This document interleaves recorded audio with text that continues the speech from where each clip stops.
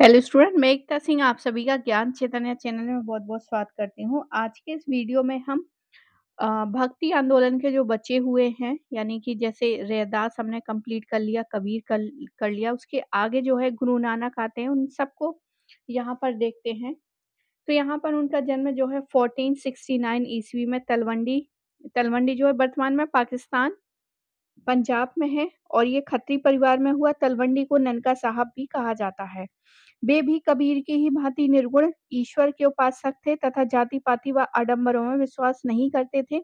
वे मूर्ति पूजा, तीर्थ यात्रा आदि के भी विरोधी थे। निर्गुण ईश्वर को वे अकाल पुरुष कहते हैं। ईश्वर मनुष्य के सद्गुण को पहचानता है तथा उसकी जाति नहीं पूछता। आगामी दुनिया में कोई जाति नहीं होगी, यह ऐसा किसने कहा है? नानक ने। नानक के अनुसार यह युग का कटार है और राजा क्या है? कसाई है। नानक ने स्त्रियों द्वारा परिवार व समाज में निभाई जाने वाली महत्वपूर्ण भूमिका की अपने उद्देश्यों में पहचान की है। गुरु नानक के शिष्य लहना तो गुरु नानक के शिष्य कौन है? लहना एवं मर्दाना थे और यहाँ से जो है क्वेश्चन पूछे गए हैं। तो गुरु नानक के शिष्य लहना और मर्दाना थे। मर्दाना सारंगी बजाता था तो गुरु नानक रबाब के साथ गीत गाया करते थे। नानक ने श्रीलंका, मक्का व मदीना का भी भ्रमण किया। गुरु नानक के गीतों व उपदेशों को आदि ग्रंथ में संकलित किया। जब लोधी वंश का पतन हुआ, बाबा सत्तारूढ़ हुआ, उस समय नानक के उपदेशों की प्रसिद्धि चरम पर थी।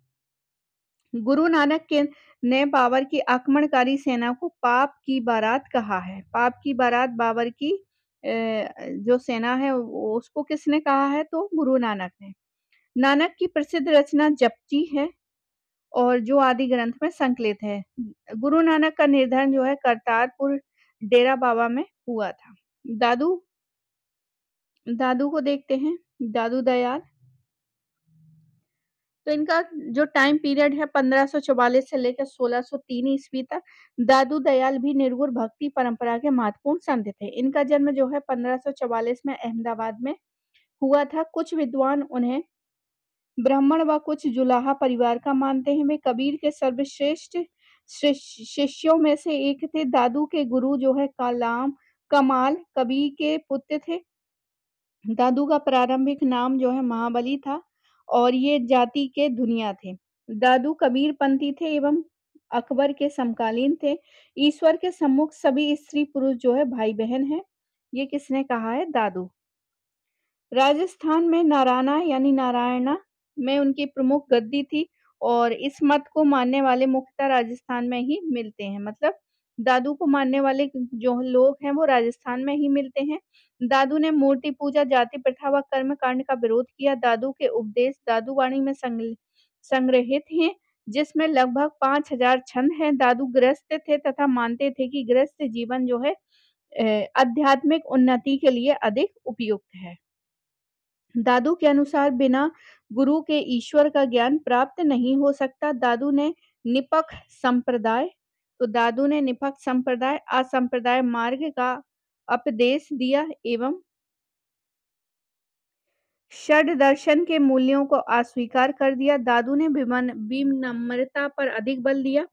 दादू पंथ को पर ब्रह्म संप्रदाय भी कहते हैं। दादू पंथ को पर ब्रह्म संप्रदाय भी कहा जाता है। अकबर ने 1585 ईस्वी में दादू को धार्मिक चर्चा के लिए एक बार फतेहपुर सीकरी बुलाया था। आमेर नरेश भगवंत दास दादू से प्रभावित थे। भगवंत दास ने अकबर का दादू से परिचित करवाया था। दादू पंथ के सत्संग स्थल अखल दरीबा कहलाते हैं एवं प्रार्थना स्थल को दादू द्वार कहते हैं। दादू पंथी शवों को न जलाते थे न दफनाते थे, वरन उन्हें पशुओं के लिए खाने के लिए छोड़ दिया जाता था। दादू की मृत्यु के बाद 1603 में नारायण यानी नैरेना जयपुर में हुई थी। दादू की शिष्य परंपरा में 152 शिष्य माने जाते हैं, जिसमें 100 एकांतवासी थे और 52 जो है 52 जो है स्तंभवासी कहलाने लगे। 52 स्थान पर दादू द्वारे बनी। अब दादू दयाल की जो है 5 शाखाएं थी। कौन कौन सी? खालसा, विरक्त, उत्तरोध, खाकी और नागा। नागा संप्रदाय की स्थापना सुंदरदास द्वारा की गई। इस संप्रदाय के लोग सेना में भर्ती होना पसंद करते हैं। इनकी सैनिक टुकड़ी जो है नागा फौजी कहलाती है। दादू के प्रमुख शिष्यों में सुंदरदास, गरीबदास, बखनाजी व रज्जब जी प्रमुख थे। दादू की मृत्यु के बाद गरीबदास गद्दी पर बैठे। रज्जब जो है हमेशा दूल्हे के वेश में रहते थे। रज्जब ने कहा है कि यह संसार वेद है, यह सृष्टि पुराण है। चैतन्य महाप्रभु को देखते हैं तो 1486 से लेके 1533 ईस्वी इनका जन्म जो है 1486 में नदिया या नवद्वीप यानी बंगाल में ब्राह्मण परिवार में हुआ था। उनके बचपन का नाम निमाई था। वह वास्तविक नाम जो है विशंबर था। इनके गुरु जो है सुदर्शन व केशव भारती थे। चैतन्य वैष्णव धर्म के कृष्ण मार्गी शाखा से संबंधित थे। शिक्षा पूरी करने पर उन्हें विद्यासागर की उपाधि दी गई। चैतन्य ने 2 बार विवाह किया, किंतु 24 वर्ष की आयु में ही इन्होंने संन्यास ले लिया। चैतन्य ने बंगाल में गौड़ीय वंश वैष्णव धर्म की स्थापना की और इसे मध्य गौड़ीय संप्रदाय या अचिंत्य भेदाभेद संप्रदाय भी कहते हैं। इनके दार्शनिक सिद्धांत अद्वैतवाद की ही शाखा थे। भक्ति कवियों में चैतन्य ने मूर्ति पूजा का विरोध नहीं किया। वे सभी को कृष्ण भक्ति के योग मानते थे, किंतु मुसलमानों और निम्न जातियों के लोगों को मंदिर में प्रवेश के योग नहीं मानते थे। आगे देखते हैं, चैतन्य ने 6 गोस्वामी वृंदावन को तीर्थ स्थल के रूप में स्थापित करने के लिए भेजे एवं गोसाई संघ की स्थापना की थी। उनकी भक्ति साधना के 9 सिद्धांत थे। सनातन एवं सपा नामक शिष्यों ने चैतन्य के विचारों को ठोस दार्शनिक आधार प्रदान किया। चैतन्य की भक्ति मार्ग का आधार जो है गान और नृत्य था। गाना करते थे और नृत्य किया करते थे। चैतन्य ने वृंदावन में कृष्ण भक्ति संप्रदाय की स्थापना की थी और राधा कृष्ण की उपासना को लोकप्रिय बनाकर वृंदावन के गौरव को पुनः स्थापित करा था। चैतन्य की उनके अनुयायी कृष्ण या विष्णु का अवतार मानते हैं तथा गौरंग महाप्रभु के नाम से चैतन्य की पूजा करते हैं। उड़ीसा के राजा प्रताप रुद्र गजपति उनके शिष्य थे। चैतन्यपुरी में रहते थे व पुरी में उनका निधन हुआ। बंगाल के अलाउद्दीन हुसैन शाह और उड़ीसा के प्रताप रुद्र देव नामक शासकों ने चैतन्य को संरक्षण दिया था। चैतन्य ने भक्ति में कीर्तन प्रथा एवं कोड़ी करताल, तो यहाँ से क्वेश्चन जो है पूछा जाता है कि कीर्तन प्रथा एवं जोड़ी करताल को प्रसिद्ध बनाया था। वे अपने अनुयायियों के साथ भक्ति भावना से ओतप्रोत होकर नाचते थे। हरिदास उनके शिष्य थे। निम्न जाति व मुस्लिम संप्रदाय के लोग भी उनके शिष्य थे। चैतन्य जयदेव व चंडीदास के भक्ति गीतों से प्रभावित थे। चैतन्य ने ज्ञान के स्थान पर प्रेम व भक्ति पर बल दिया था। चैतन्य सामाजिक सुधारक नहीं थे। उनके उपदेशों में समाज सुधार व सामाजिक बुराइयों पर ध्यान नहीं दिया गया। कवि राजकृष्ण दास द्वारा रचित चैतन्य चरितामृत में चैतन्य के उपदेशों को संग्रहित किया गया है। आगे देखते हैं मीराबाई को। मीराबाई का जो है 1498 से लेके 1546 ईस्वी तक मीराबाई भक्ति काल की महान महिला संत थी। उनका जन्म जो है कुड़की यानी मेड़ता में हुआ था, राजस्थान में। उनके पिता राजा रतन सिंह राठौर थे। मीराबाई का विवाह जो है सिसोदिया वंश के मेवाड़ के राणा सांगा के पुत्र भोजराज से हुआ था। मीरा भोजराज की मृत्यु के बाद कृष्ण भक्ति में लीन हो गई। कृष्ण को अपना पति माना तथा राजस्थानी व ब्रज भाषा में गीतों की रचना की थी। मीराबाई ने पहले जीव गोस्वामी चैतन्य संप्रदाय के भक्त या फिर रैदास से दीक्षा ग्रहण की थी। मीराबाई के भक्ति गीत को पदावली कहा जाता है। मीराबाई तुलसीदास के समकालीन थी, तो याद रखिए तुलसीदास के ही समकालीन मीराबाई थी और इनके ही समकालीन अकबर भी थे। अकबर के ये समकालीन थे। मीरा ने राग गोविंद व नरसी का मायरा की रचना की एवं गीत गोविंद पर टीका भी लिखी। मीरा की तुलना प्रसिद्ध स्त्री सूफी संत राबिया से की जाती है और मीरा की मृत्यु जो है द्वारका में हुई थी। सूरदास को देखते हैं तो ये जन्मजात क्या थे? अंधे थे। सूरदास का जन्म जो है रुकनाथ गांव आगरा में हुआ था और ये जन्म से अंधे थे। सूरदास ने बल्लभाचार्य से दीक्षा ग्रहण की थी। ये अकबर व जहांगीर के समकालीन थे तथा जहांगीर के संरक्षण में सूरसागर की इन्होंने रचना की थी। ये भक्ति कृष्ण भक्ति तथा सगुण भक्ति के उपासक थे। इन्होंने ब्रज भाषा में सूरसागर, सूरसारावली तथा साहित्य लहरी की रचना की एवं भ्रमण गीतों की इन्होंने रचना की थी। सूरदास को पुष्टि मार्ग का जहाज, अष्ट छाप का जहाज कहा गया। सूरदास का अब्दुल रहीम खान खाना से संपर्क था। आगे देखते हैं तो यहाँ पे पुष्टि मार्ग का जहाज, भ्रमण गीत, ये सारा जो है इम्पोर्टेंट है एग्जाम की दृष्टि से, यूजीसी नेट या कोई भी एग्जाम हो। तुलसीदास 1532 से लेके 1623। राम भक्त तुलसीदास का जन्म बांदा जिले उत्तर प्रदेश के राजा गांव में हुआ था। तुलसीदास के पिता आत्माराम दुबे, माता हुलसी एवं पत्नी का नाम जो है रत्नावली और गुरु नरहरिदास थे। तुलसीदास भी शैव वैष्णव धर्म में समन्वय स्थापित किया था। उन्होंने अकबर के काल में अवधी भाषा में रामचरितमानस की क्या की थी, रचना की थी। दोहावली, गीतावली, कवितावली, विनय पत्रिका, वैराग्य संदीपनी, बैरवो, रामायण, सतसाई, पार्वती मंगल, जानकी मंगल, रामज्ञा, प्रश्न, वैराग्य संदीपनी, राम लला, नहछू आदि अन्य प्रसिद्ध रचनाएं थी। तुलसीदास अकबर और जहांगीर के समकालीन थी, किंतु आईने अकबरी में उनका उल्लेख नहीं है।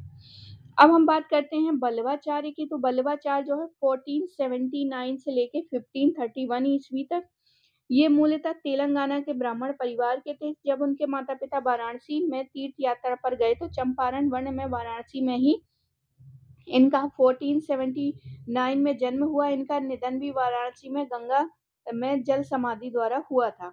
वाराणसी में इन्होंने शिक्षा प्राप्त की। विजयनगर में कृष्णदेव राय के समय इन्होंने वैष्णव संप्रदाय की स्थापना की। उन्होंने सुबोधिनी और सिद्धांत रहस्य एवं भक्ति वर्धिनी नामक जो है धार्मिक ग्रंथ लिखे। वे कृष्ण भगवान की श्रीनाथ जी के नाम से पूजा करती थी तथा मूर्ति पूजा पर बल देते थे। तो ये बल्लवाचार्य जो है नाथ जी की पूजा करते थे और ये जो नाथ जी थे वो कृष्ण भगवान ही थे। श्रीनाथ जी कृष्ण के बाल रूप को कहा जाता है। बल्लवाचार्य के पुत्र जो है विठल नाथ ने वृंदावन में श्री नाथ जी का एक भव्य मंदिर बनाया। श्री नाथ जी की मूर्ति स्थापित करवाई। औरंगजेब के समय श्री नाथ जी की मूर्ति को उदयपुर पहुंचा दिया और सिंघाड़ गांव जहां पर मूर्ति प्रतिष्ठित की गई वो स्थान जो है नाथ द्वारा जिला राजसमंद राजस्थान के नाम से प्रसिद्ध हुआ। बल्लवाचार्य ने रुद्र संप्रदाय की स्थापना की थी। तो बल्लवाचार्य ने ही रुद्र संप्रदाय की स्थापना की थी और निम्बार्क ने सनक संप्रदाय की। वे पुष्टि मार्ग और भक्ति मार्ग में विश्वास करते थे। बल्लवाचार्य जो है पुष्टि मार्ग के संस्थापक एवं आचार्य थे। 84 वैष्णवों की वार्ता में पुष्टि मार्ग के शिष्यों का जीवन चरित्र संकलित है। यह ब्रज भाषा में लिखी गई है। 84 वैष्णवों की वार्ता के लेखक विठल नाथ को माना जाता है। कुछ विद्वान विठल नाथ के पुत्र गोकुल नाथ को उनका लेखक मानते हैं। बल्लभाचार्य जो है वैष्णव धर्म के कृष्ण मार्गी शाखा से थे।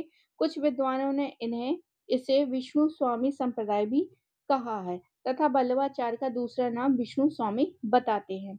बल्लभ संप्रदाय में गद्दी उनके वंशजों को ही मिली थी। बल्लभाचार्य को जगत गुरु महाप्रभु श्री मदाचार्य की उपाधि विजयनगर दरबार में मिली थी। उन्होंने वेदांत सूत्र की संस्कृत में टीका लिखी थी। 4 वेद, 6 शास्त्र और 18 पुराणों का इन्होंने अध्ययन किया था बल्लभाचार्य ने। बल्लभाचार्य को वैश्वानरावतार, अग्नि का अवतार भी कहा जाता है। वैश्वाचार्य ने आत्मा व संसार का ब्रह्म के साथ पूर्ण दृश्य माना है तथा आत्मा ब्रह्म में किसी विभेद को स्वीकृत नहीं दी है। बल्लभाचार्य चैतन्य महाप्रभु के समकालीन थे। उनके पुत्र विठल नाथ को अकबर के गोकुल तथा जैतपुरा की जागीरें प्रदान की एवं गोस्वामी की उपाधि दी। विठल नाथ द्वारा अष्टछाप की स्थापना की गई। अष्टछाप में 8 कवि थे। कौन कौन से? सूरदास, कुंभनदास, परमानंद दास, कृष्णदास, छीत स्वामी, गोविंद स्वामी, चतुर्भुज दास, नंददास, कबीर, नानक एवं दादू की भांति इन्होंने भी गृहस्थ जीवन को क्या किया, आध्यात्मिक उन्नति में बाधक नहीं माना तथा उन्होंने भी संन्यास नहीं लिया। बल्लभाचार्य ने प्रायश्चित, आत्मसंताप तथा संसार त्याग पर बल दिया। बल्लभाचार्य ने सबसे पहले दामोदर दास को दीक्षा दी। शंकर देव को देखते हैं। 1449 से लेके 1568 तक शंकर देव। शंकर असम और कामरूप के एक ईश्वरवादी संत थे। वे विष्णु व उसके अवतार कृष्ण की भक्ति करते थे। उन्हें असम का चैतन्य महाप्रभु तथा नारंगदेव कहा जाता था। शंकर ने असम, कामरूप एवं कूच बिहार में वैष्णव धर्म का प्रचार किया था। तो असम में थे शंकर। शंकर के उपदेशों में भगवती धर्म कहकर संबोधित किया जाता है क्योंकि वे भगवत गीता एवं भगवत पुराण पर आधारित थे। शंकर ने अपने संप्रदाय में भगवत पुराण को मंदिर में पवित्र पुस्तक के रूप में प्रतिष्ठित किया था। उनके संप्रदाय को महापुरुषीय धर्म नाम से भी जाना जाता है। शंकर ने वीर गीत परंपरा को क्या दिया, जन्म दिया। शंकर ने आध्यात्मिक ज्ञान के प्रचार के लिए सत्र एवं मठ एवं नामधोरा की स्थापना को क्या दिया, बढ़ावा दिया। शंकर ने एक शरण संप्रदाय की स्थापना की और उनके धर्म में संन्यास का कोई स्थान नहीं था। उन्होंने गृहस्थ जीवन व्यतीत किया।